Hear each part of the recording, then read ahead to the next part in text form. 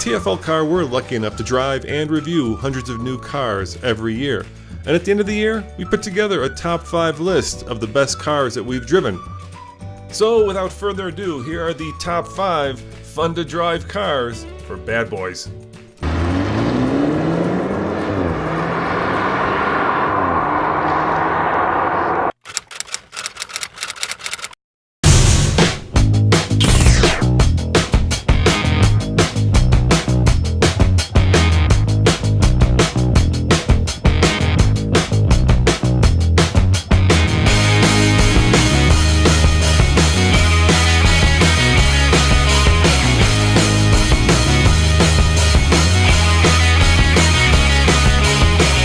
The big news for the 2015 model, it's all about style. Check it out, a much more in-your-face attitude. And it starts with this grille, 33% bigger. Also, new headlights, new wheels. The middle part of the car remains unchanged, but if you come back here with me, check this out. We've got a new rear fascia with much more corporate design language that Chrysler says matches the 200. I don't see it, but there's this surround here that's very similar to the 200. Overall, it's kind of more elegant, more powerful, and Chrysler would say more stylish. I'll let you decide if they succeeded.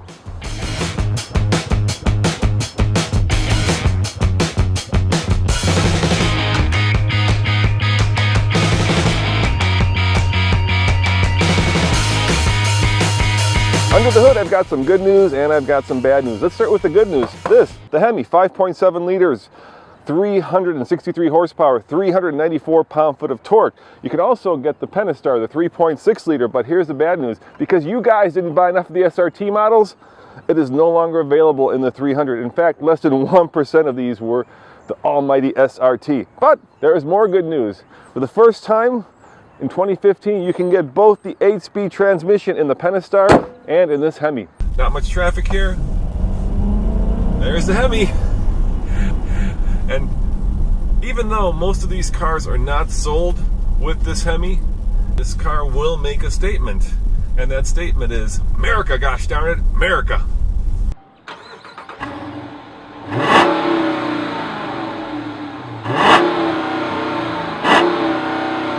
Inside, it's also redone. 8.3-inch screen, a new steering wheel, and for the first time in the Hemi, an 8-speed automatic transmission with paddle shifters, which is now controlled by a rotary gear selector, just like in the Ram. Go figure.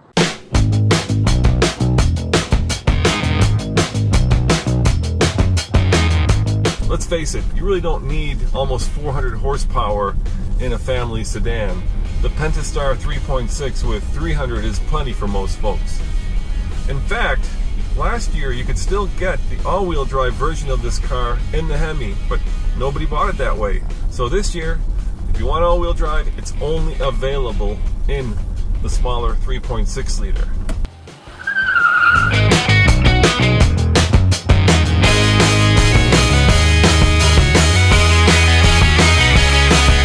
All right, guys, we don't have laundry baskets. We'll leave that to Emmy, but we do have camera bags, and I would say at least 4. Let's face it, it's a ruddy big American sedan with a ruddy big trunk.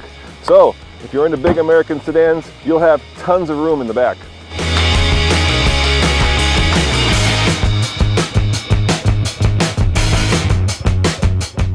Value-wise, the good news is if you get the entry-level model, the price is unchanged. This Hemi, well, it gets expensive, all the way up to the top of the line, $50,000 all-in brand new Platinum C. And Chrysler will tell you that with the Pentastar, you get a best-in-class 31 mpg on the highway. This Hemi, I bet you we're gonna get a lot less, and it might be worth it.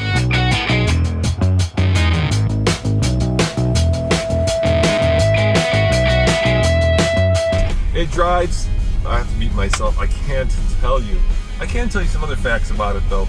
Chrysler believes that they're building, or they'll tell you that they're building, the true American sedan. So this car is kind of all about attitude. It's all about imported from Detroit. And unlike the competition, which of course is the Ford Taurus, the Chevy Impala, the Toyota Avalon, big 4-door traditional sedans, Chrysler selling point is 1, value, according to them, and 2, attitude.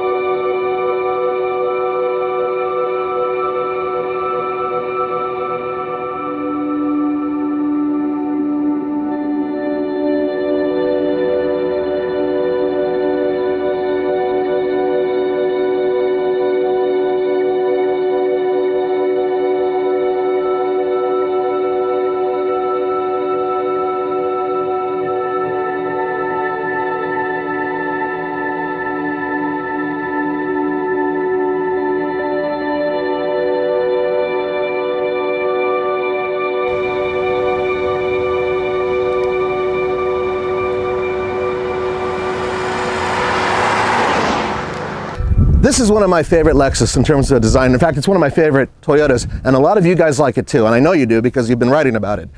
It's gorgeous. Starting back here from this fantastic design tail, it's not too busy, and at the same time, it's artistically crafted and slap-worthy. On top of that, it has these neat little vortex generators. I don't know how effective they truly are, but they look really cool close up. Now, as for the rest of the car, yes, it has a tight cockpit, but because of that, you have a nice slick roofline. And to me, one of the most important parts is this really cool muscular front end with all these scoops and everything. Well, guess what? They're all functional. Thank you, God. That means that air going in pulls heat out.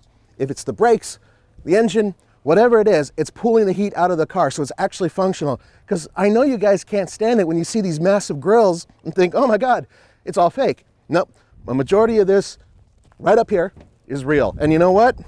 That on top of the fact that this red is absolutely stunning. I want to arrest myself just for looking at it. Now, this engine generates a lot of heat. How do you cool it down? Several ways, actually. First and foremost, you're going to see when I close the hood, we have the vent here, so that's going to allow air to get out, heat to get out of there. Also, too, these fenders, these are functional. As opposed to the ISF, where it was purely cosmetic, this actually allows air to flow out. Also, too, up front, you know, that spindle grille just doesn't look pretty, but it is functional.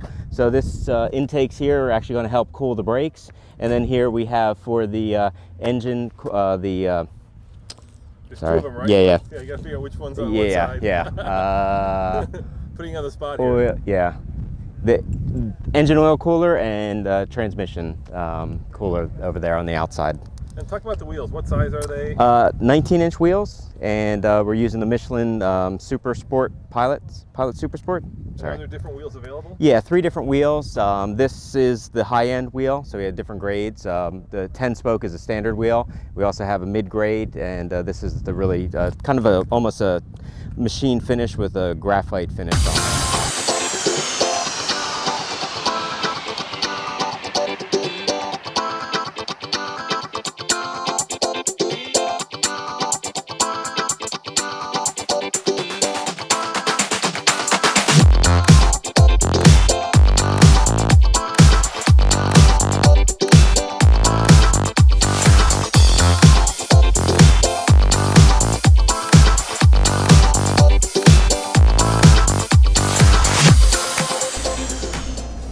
All right, Nathan, there is a lot of technology we got to talk about before we even talk about how this thing drives, right? Oh God, there's so much stuff in this car. Yeah. First of all, there's this little rotator knob right here, and you can switch to Eco, which obviously changes the way the engine responds, turns off the air conditioning at certain times, yada, yada, yada, Yeah. to give you better fuel economy. We don't care about that. No, we don't. No.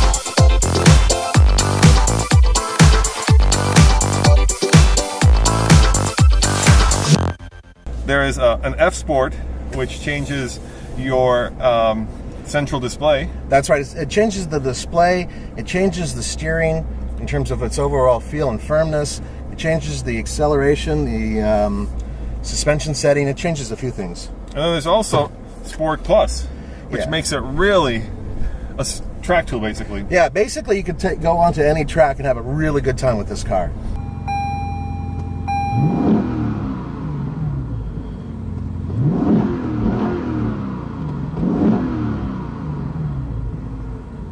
Now, there's another button below it here that says TVD, and that's basically torque vectoring. Yep.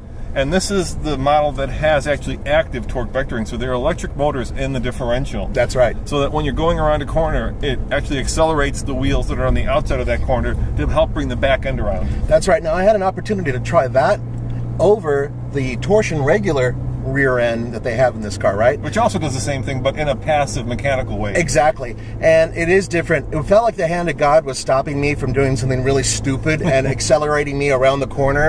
And it felt very unnatural to me, but at the same time, it saved my bacon from, having the rear end step out. So it works. All the electronics, all the goodies, all the gizmos, all the gadgets, they all work. It does its job. And even 5 years ago, all this stuff was much more intrusive. Yeah. So now it's all doing it, but it's doing it in such a way that it's making you be the star driver, and you don't necessarily know that there's all this kind of magic going on underneath the skin of the car that's keeping you on the track, or in this case, changing the way that the thing drives from being very sporty to being very relaxed. But let's go back into just regular mode, right? Normal, because we've done the track review. Now let's talk about how it drives as a normal everyday car. Well, first of all, the interior, the cockpit. It does make a difference for those of you who don't like tight cockpits, because that's exactly what this is. That's what she said. If you've driven the Scion FRS, which has a tiny cockpit, you'd be used to this.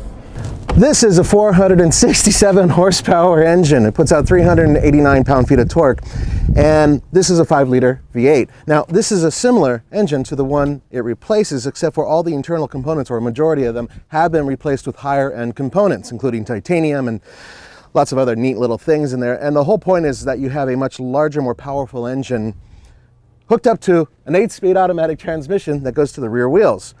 And the proof is in the pudding with this car, because on the track, Roman and I have absolutely torn it up. It is fast, it's brutal, and in some ways, it doesn't make a lot of sense. I mean, it's a good engine, and I enjoy it, and so does Roman, but everybody's going to smaller displacement engines with turbochargers, and here's Lexus going to a big, juicy V8.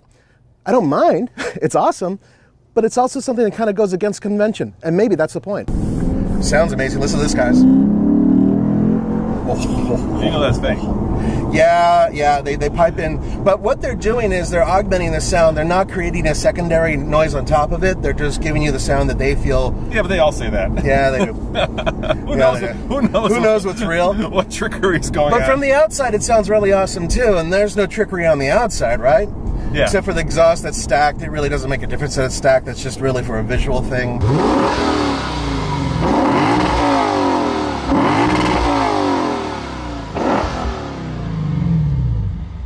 Trick about all these cars, right? Even the competitor cars, is if you want, on one hand, a kind of a grand touring car, on the other hand, a track tool, right? Right. There are two ends of the same spectrum. One, you want suspension that's really taut, steering that's really tight, and the other, you want a more relaxed car that kind of lets you relax and go down the road without beating you up too much. So where does that fall in that spectrum? Or where does this fall? This does feel firm. It is firm. But it's not punishing at all. These roads are not the best, and it seems to be doing just fine going over the roads. The seating position for a big guy, well, the seats, there's enough support for me, but I definitely feel like if I go one size bigger, then I might not fit so well in the seat, In terms of the overall ride, it's not an XL car. No, it's not an XL. XXL. I'd say it's an XL, but not an XXL. XXL. Okay, fair enough. But the road noise, it's kind of pronounced. You can really hear it. I mean, we were just driving down. I wasn't really going that fast. You could hear the tires. See these two inlets? Really cool, because they're actually functional. They work to cool components. It's amazing, because in so many cases you have these things and they do nothing. It's a wide car. It's not super wide. It's not like a Corvette or the Alfa Romeo 4C, which felt like it was as wide as a truck.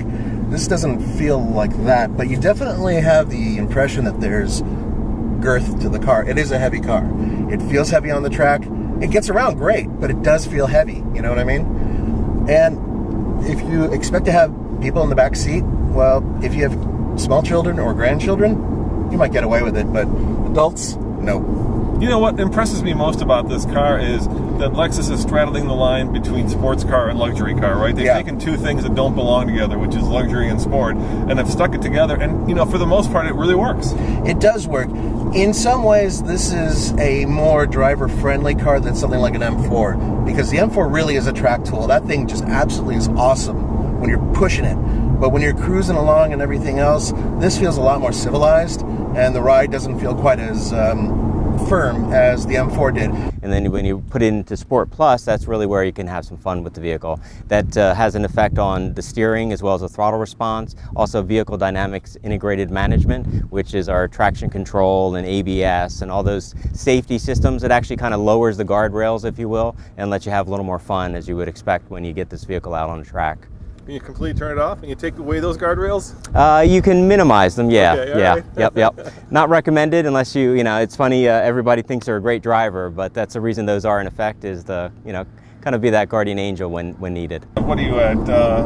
Hardly any revs there, right? You're barely above 1,000. No, I'm at like 1,200 RPM. 1,200 RPM, and you can just, yeah, whereas when you have a more high-strung twin-turbo powered six-cylinder, right, then you're going to feel that difference as opposed to this kind of loping big V8 that kind of just pushes you along. Having said that, Nathan, you know, it's still a pretty firm car. You're going over those bumps. You're feeling it. Yeah, you're feeling it. Yeah. Yeah, and there is about every imaginable safety electronic technology in here that you can have, right? Lane departure, lane warning. I mean, you can get all that stuff, and that's also part of the entry cost. It starts at $62,000, but realistically, you're probably looking more like 72. And if you really want one that's, you know, loaded, probably 80,000. Probably, but then again, look at the prices of the competition, and this actually undercuts a lot of them. Here's the other important part about that whole price thing. Consider this. You're talking about an engine that is putting out well over 400 horsepower. Or well over 450. Yeah.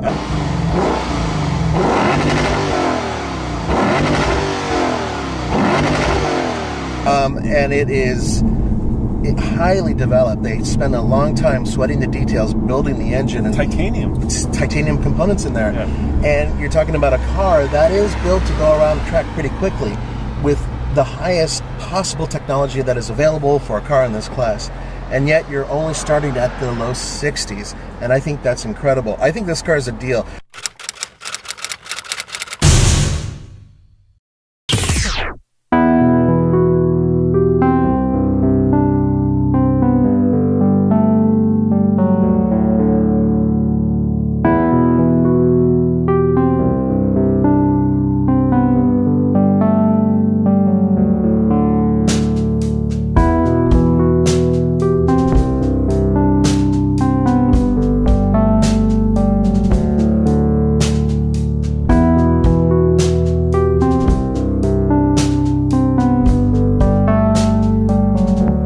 What you're looking at here is a 3-liter straight six.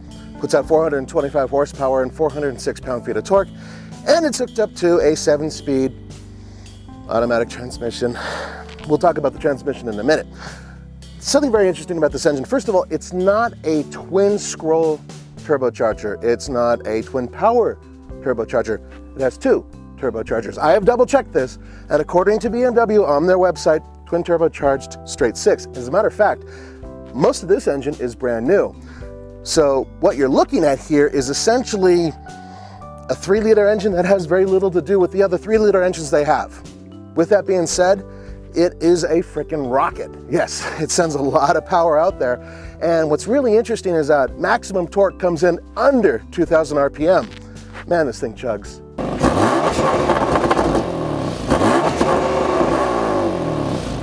So I bet you're wondering, what makes this car unique? If you compared it to an M3 or even an M6. And you know what? It is different. It took a little while. At first I was thinking, why would you spend money on this when you can get an M3, which is just as fast pretty much, handles just as good, is easier in some ways to drive because it's not quite as wide. I mean, why would you get one? Well, that's part of the reason right there, because it is wide. It's a much bigger car. This thing is nearly as wide as a Corvette. Really good for big people in the front. Backseat space is actually reasonable. Kids fit there, no problem. Could pop them right there. Small adults, sure. If I move the seat up a few inches, I can get them in there too. Nice interior, right? Love it. But there are a couple minor things that stick out, and there's one major issue too, but we'll get to that in a minute. Minor things. The seat belts. In other BMW products with 2 doors, they have a little helper arm that comes and pulls the seatbelt out. So all you have to do is just pull it over your shoulder, no problem.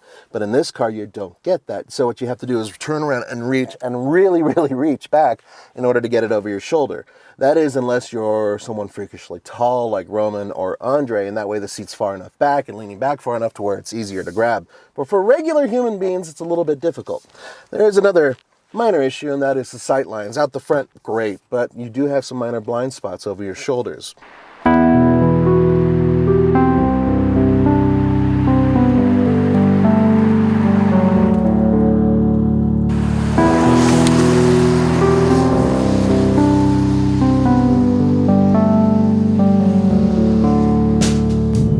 Steering is so good. This is electrically assisted power steering, and normally that means that you're losing feel or it just doesn't feel like you're that connected to the car. BMW worked tirelessly. BMW worked their asses off in order to make this steering feel absolutely fantastic. No, you don't get a lot of feedback, but the weight is ideal, absolutely perfect in each setting. There is such a connection to the front wheels. I really truly know what they're doing and where I'm going. Often when you have electrically assisted power steering, you're kind of vague. You don't really know for sure if they're really doing exactly what you want them to do, and that's huge. On a sports car like this, which is really the very top of its class, you want to know, hey, what are my front wheels doing? So fortunately, that is exactly what this car imparts. It tells you exactly what you want to know in that regard.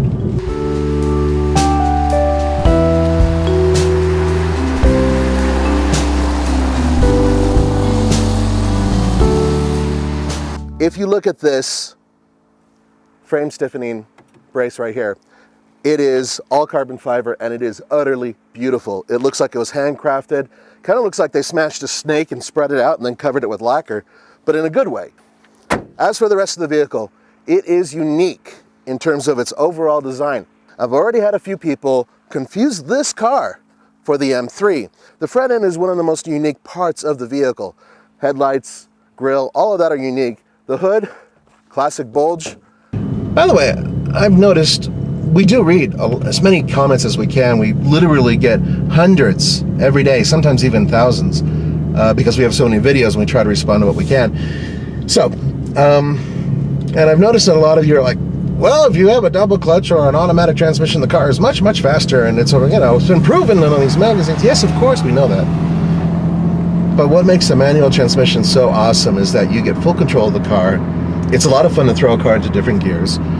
And that feel, that overall feel that you are actually moving components around, separating and reconnecting things underneath you, especially if it's a really good manual transmission. It's one of the most rewarding things you can get out of a modern car. The rest of the design is pretty nice. The color really brings everything out, but check out these mirrors. Oh my God, beautiful. And this is done for aerodynamics. They swear they have nothing to do with the overall good looks of the car. I tend to disagree. I really do like the side vents too, and I bet a lot of you do too. It's not what I would consider to be the most subtle thing, but it is functional. This is actually open, so air does pull out through here, and it does help cool the brakes, according to BMW. As awesome as this car is, and a lot of you guys out there are in the same boat I am, you love going around a track real fast. You love doing these back roads and just flying down the back roads real fast. But then you come up to the realization of, every single day I'm driving this car, I feel like my molars are, being pounded and my cojones are being pushed around. And that's because this car, as compared to the regular 4 Series, is much, much, much stiffer. Even if you put the suspension in comfort mode, which this one is in. It's jarring.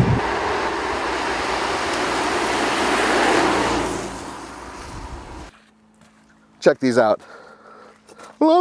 Painted wheels. I'm absolutely terrified to come anywhere within 10 inches of a curb. Still a good car. Still an amazing car to drive. Very comfortable. Great seats. Great seats.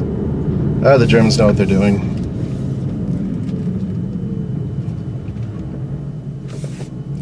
I really wish that this was the manual version.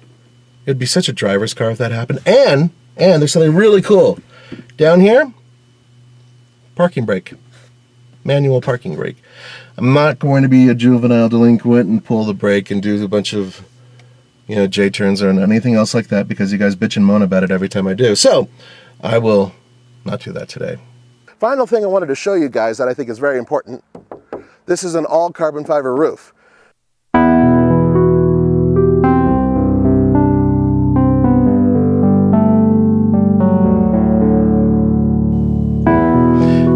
BMWs make you feel special because you know you're driving one of the best driving cars on the road, and this car's no different. All the M cars are the very top of their class. They are the best. This is the best.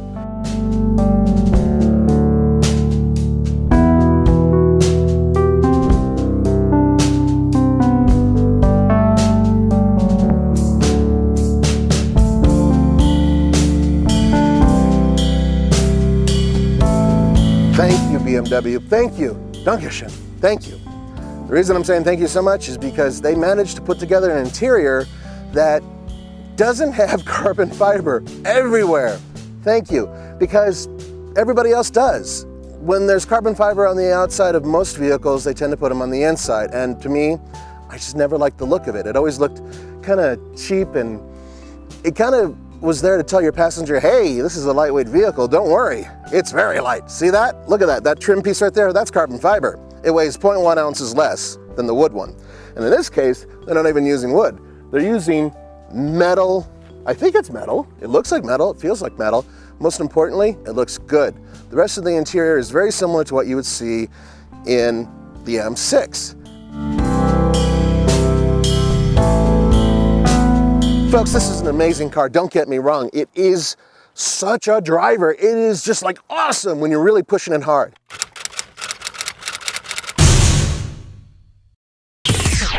So before we hand this over to Justin here at the IMI Motorsports Complex, let's check what's under the hood. It's a ruddy big 4.4 liter V8, twin turbocharged, puts out 540 horsepower and 540 pound-foot of torque.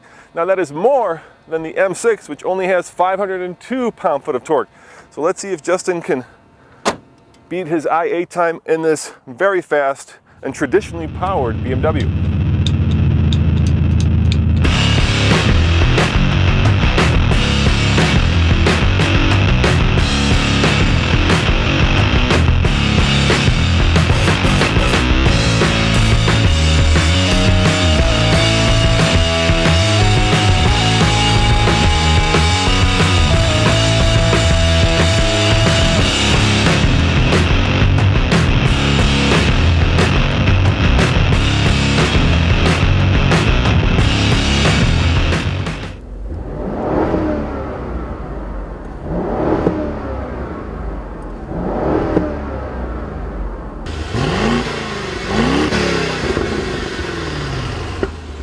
Okay, here we are. Let's do 0 to 60, see what the performance is like. Brake on, first gear.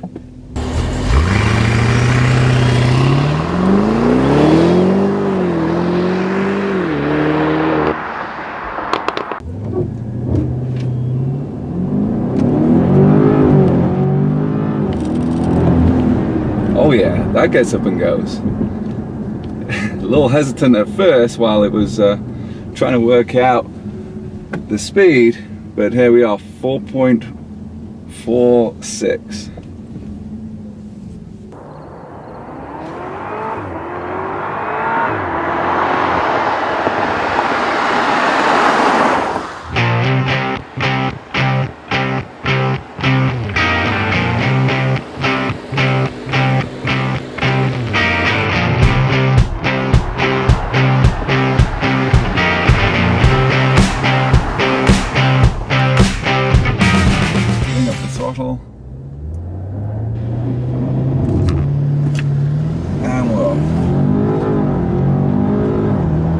Oh yeah. It goes. I like that. It's starting to learn this surface now.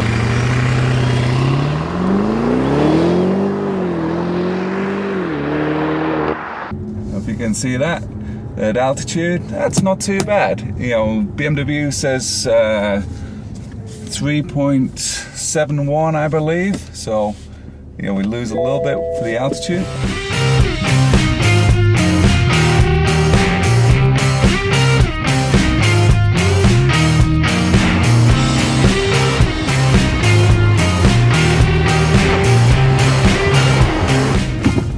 And what?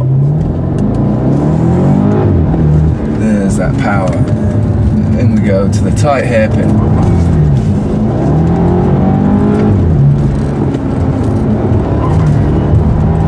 Oh yes. Then we go. I like how it tightens up. That's good. Power, power, power, power. Not too much, not too much. There we go. Oh, get a little workout in here trying to hang on.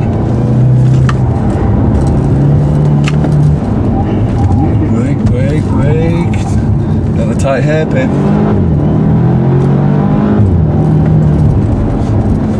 Get this thing low down.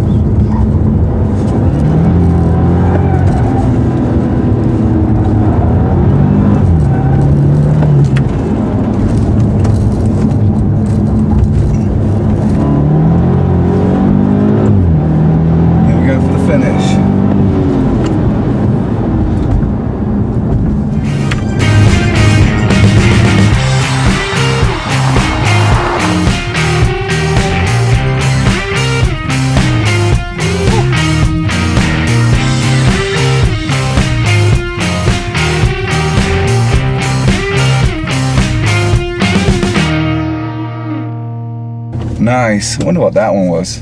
Definitely hanging on inside the car here.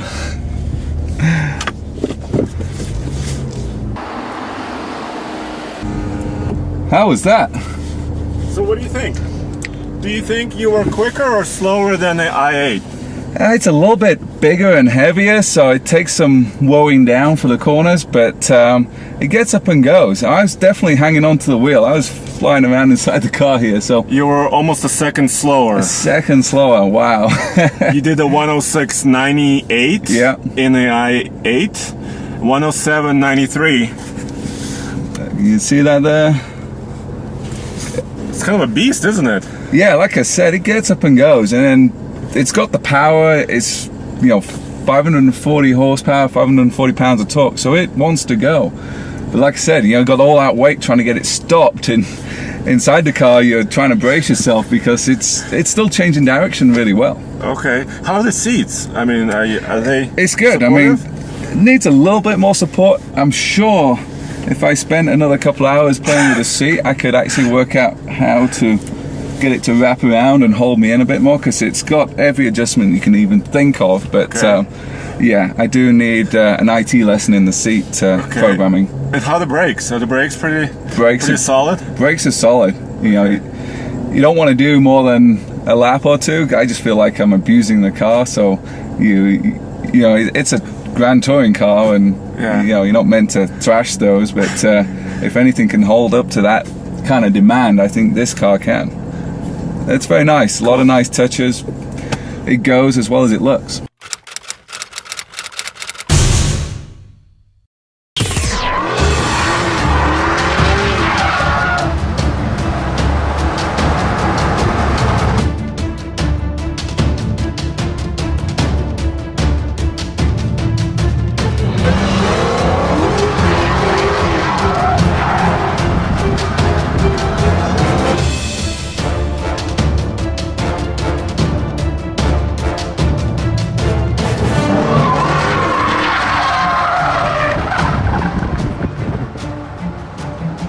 Ladies and gentlemen, meet the most powerful,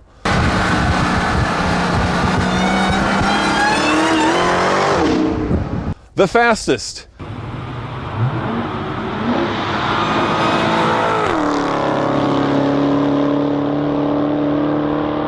the most tire shredding four-door sedan in the world.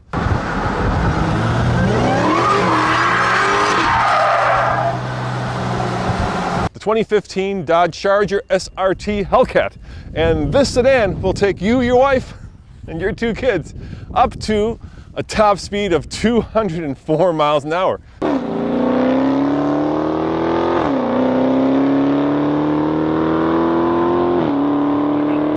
The heart of the Hellcat, a 6.2 liter supercharged V8 that puts out, get this, 707 horsepower and 650 pound-foot of torque. And that is enough, like I said in the intro, to get this car up to a top speed of 204 miles an hour. And that is faster than the Challenger Hellcat. And the reason for that, this car is 12% more aerodynamically slippery in the wind than the Challenger version.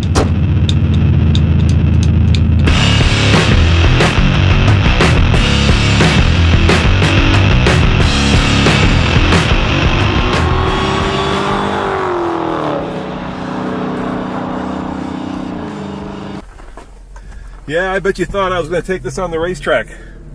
We'll get to that, but first, check it out. I have the red key, which unlocks all 707 horsepower. And you know what? That's a brilliant marketing move on the part of Dodge to have a black key, which only gives you about 500 horsepower. And then, of course, the red key, because it's kind of like that old, I'm going to date myself here, underdog pill, right? Where you can pop out that pill, and all of a sudden, you turn into a really big and bad mixed metaphor Superman.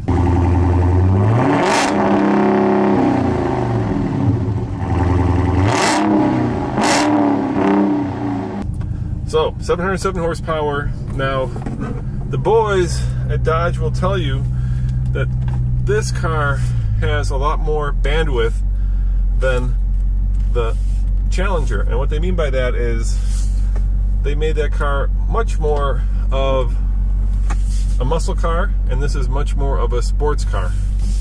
So everything's different. Spring rates, the way the suspension is calibrated. It's supposedly a much easier car to live with. More of a sports car, less of a muscle car. So let's see how it feels once we get it on the road.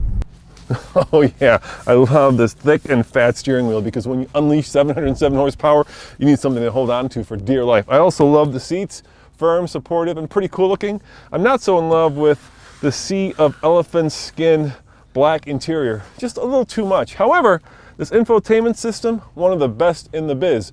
Overall, I'm nitpicking, but you know what? When you've got a car that starts at $63,000 and puts out that much power, you have to nitpick, because let's face it, this has more power than a Lamborghini at a quarter of the cost. Just mind-staggering.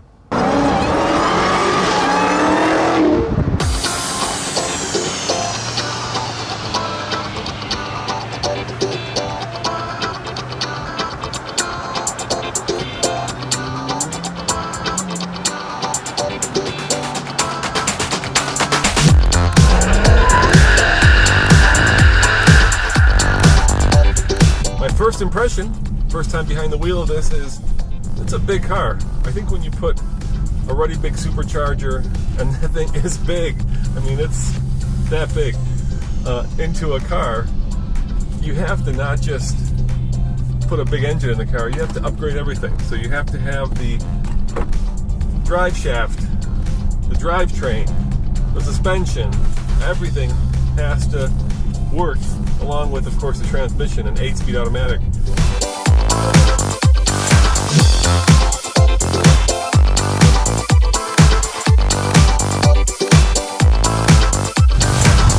All right, here is by far the most mind-blowing thing about this Charger Hellcat. The fact that not only do I fit, plenty of leg room, a little tight on the headroom, but that you can take your family to church on Sunday, and on the way home with the kids in the back here, blow the doors off of any supercar out there.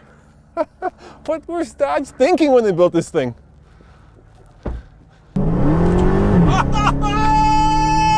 Oh my God! That is absolutely mind-boggling. I gotta do it one more time. The back end just let loose.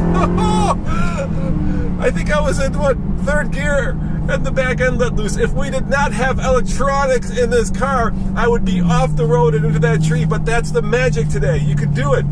You can put 707 horsepower into a car, and the car knows that you want to go left when you turn the wheel left, and so it takes the power away.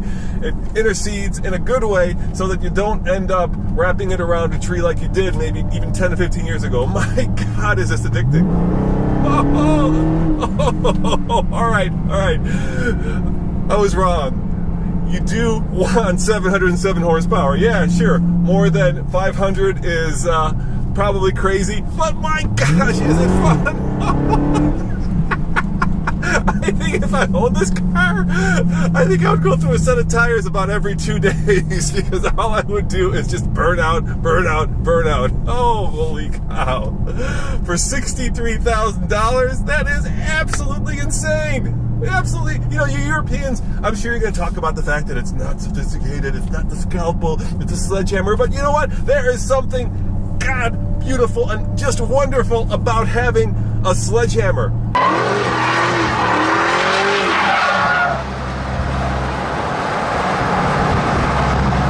This is America, gosh darn it, and we're all about that! Ah, that is way too fast. That is just way too fast. Oh, my heart's a pounding, and I'm in love.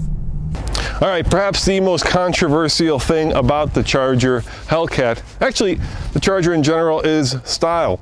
A lot of people say that it uses a little bit too much of that Dart corporate design language. They like the older style better. They like the more in-your-face, more aggressive, more angular, less curvy look. You know what? When I first saw this, I agreed, and now that I've had some time to spend with it, it's kind of growing on me. I think it's just a matter of having it around and being able to spend more time with the car to get used to its much more angular proportions. All right, gang, I don't have the Solo DL, but you can time this yourself. 0 to 60, empty road ahead of me. Let's just see how it launches, huh?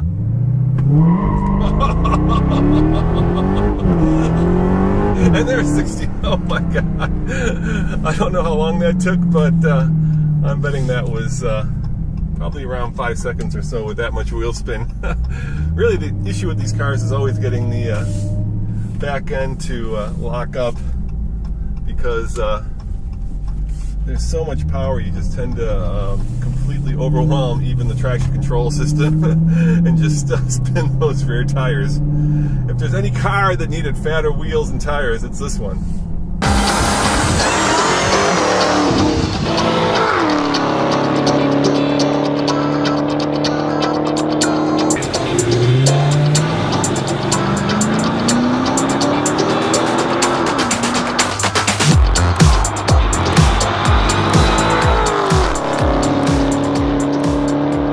Here's the best part of the car. Listen to this. That is the engine note. There's no augmentation. There's no enhancement. The radio's not piping in sound from the outside. There are baffles that open up to give you a little bit louder exhaust note, but it's all real. What you hear is what you get. I'm kind of torn because, you know, I like the fact that, for instance, the BMW i8, it does sound sporty even though it has an electric motor, and I know that that sound is completely fake.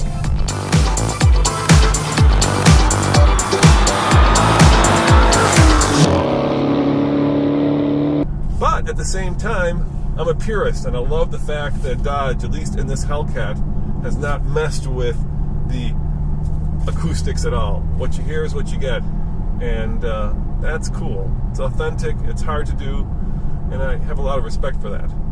On the TFL scale of buy it, lease it, rent it, or forget it, usually we say, well, we need to spend some more time behind the wheel, take it back to Colorado, but forget that. I'm going to say buy it because it's such a crazy vehicle. A four-door sedan that goes 204 miles an hour that you can buy for $63,000. And if you're thinking about buying it, it's going to be available starting the first quarter of next year. Is it better than a Challenger? You know, it's different. It's got a lot more bandwidth. It's a little bit softer. It's a lot more family friendly. There is nothing that will put such a huge smile on your face that has four doors. As always, this is Roman reporting for the Fast Lane Car. Check out tflcar.com for more news, views, and of course, real world reviews. I gotta go drive this thing some more. I can't help myself. Ciao.